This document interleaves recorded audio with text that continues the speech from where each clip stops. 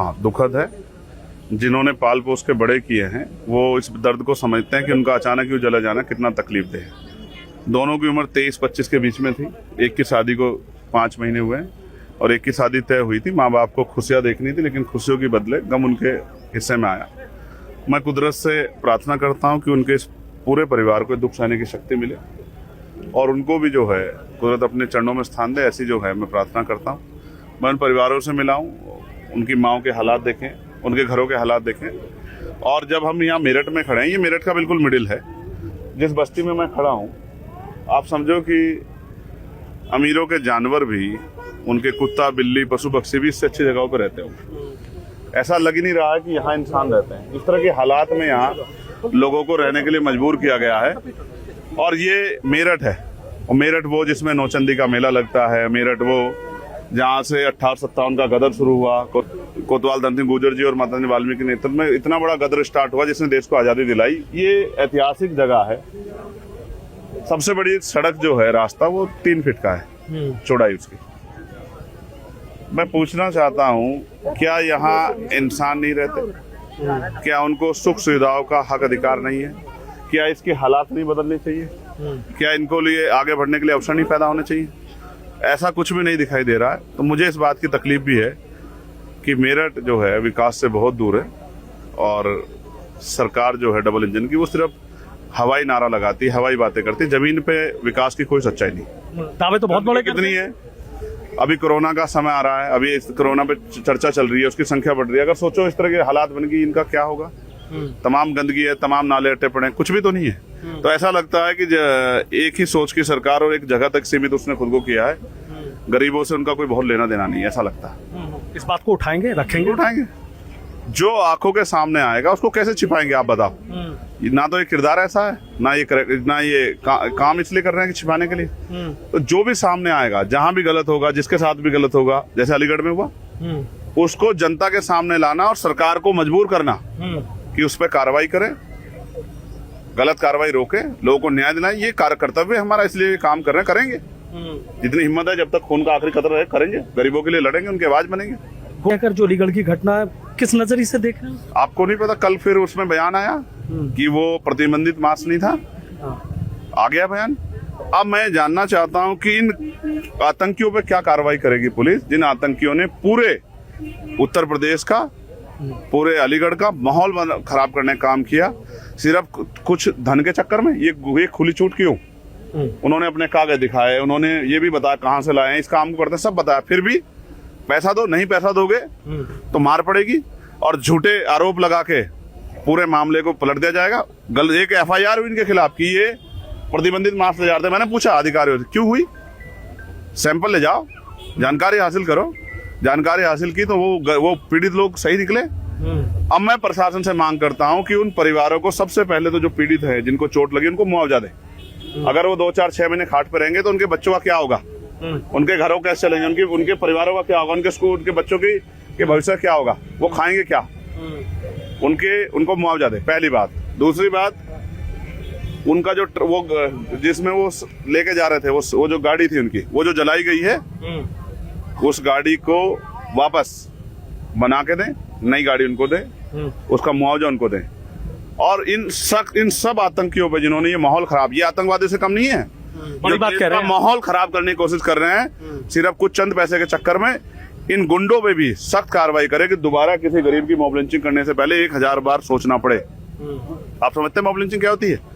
एक निर्दोष आदमी जिसको नहीं पता कि वो जा तो अपने काम पे रहा और एक भीड़ आके टूट पड़ती है, घेर लिया उसको, उसके सर में 50 टांके लग जाते हैं, उसकी खाल खींच लेती है, उसके बदन पे जगह नहीं होती है कि जहां हम खाल को छू के देख सके। ये जुल्म, ये अन्याय, इससे बड़ा अन्याय क्या होगा? भीड़ को न्याय करने की छूट देना, भीड़ को कोर्ट जितनी ताकत देना, किसी भी कीमत पे लोकतंत्र में स्वीकार्य नहीं है। ये लोकतंत्र पे, लोकतंत्र की गरिमा पे, संवैधानिक मूल्यों पर, संविधान पे हमला है।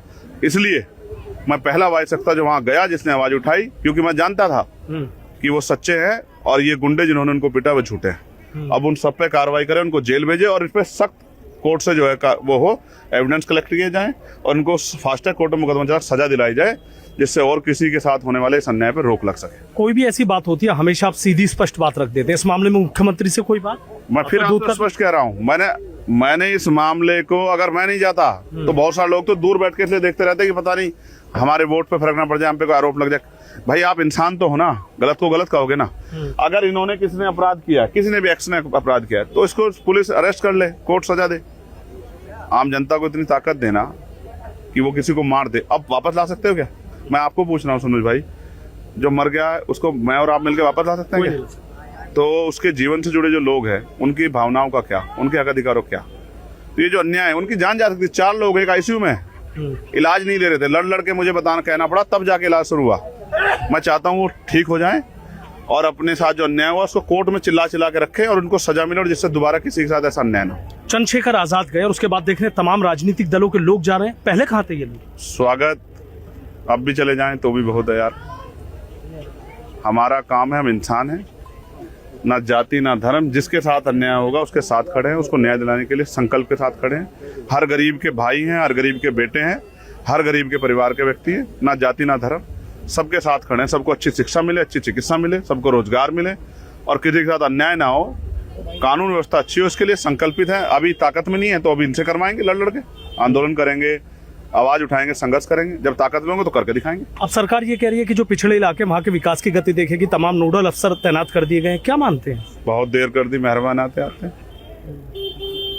केंद्र में 11 साल और राज्य में जो है 8 साल। अब पता लगा आपको पिछड़ा क्षेत्र भी है उत्तर प्रदेश में।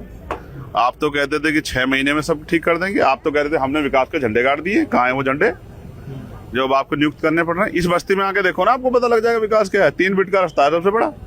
इस गंदगी से मुख्यमंत्री जी निकल के देखें, विधायक जी निकल के, पता लग जाएगा। हम तो जमीन के आदमी हैं, हमें तो ये पसीना नहीं खाता, हमें तो गर्मी, हमें ये सूरज नहीं जला सकता।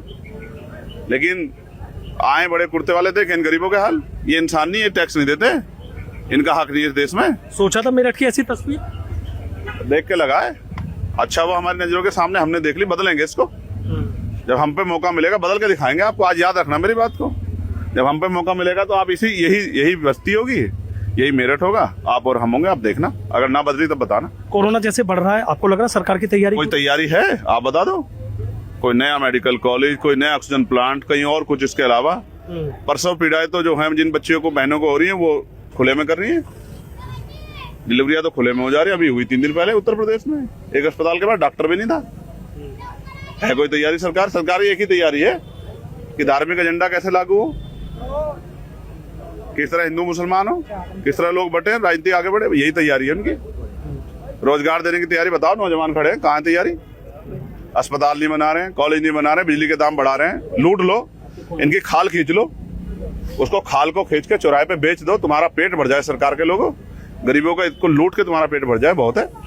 आखिरी सवाल मेरा, आपने ताकत की बात करी कि ताकत में आऊंगा, यहाँ की तस्वीर बदलूंगा, और चुनाव एक कहीं ना कहीं ताकत देने का काम करते हैं। त्रिस्तरीय पंचायत चुनाव आ रहे हैं, उसके बाद विधानसभा चुनाव भी आ रहे हैं। चंद्रशेखर आजाद की क्या तैयारी है, पार्टी की क्या? ये देंगे ताकत। ये जो लोग खड़े हैं ना, इनके चेहरे देखो, जिनको आजादी के 75 साल बाद तक कुछ नहीं मिला, ये देंगे ताकत सब लोग। ये अपने जैसे इस भाई का हाथ पकड़ के ताकत देंगे, और जितनी ताकत देंगे इनको दुगनी ताकत मिलेगी। आप समझे मेरी बात को? लोकतंत्र समझते हैं? अगर मेरे पास ताकत है तो हर उस व्यक्ति के पास ताकत है जो गरीब है, कमजोर है, जिसके साथ जुल्म होता है, तभी तो ताकत है। ताकत का मतलब थोड़ा किसी गरीब पे जुल्म करो, ताकत का मतलब तो गरीबों की जिंदगी बदलो। इन टूटी हुई गलियों में रोशनी आएगी जिस दिन आजाद समाज पार्टी ताकत में आएगी। मेरी बात को आप याद रखना, इन घरों तक रोशनी पहुंचेगी। ठीक है।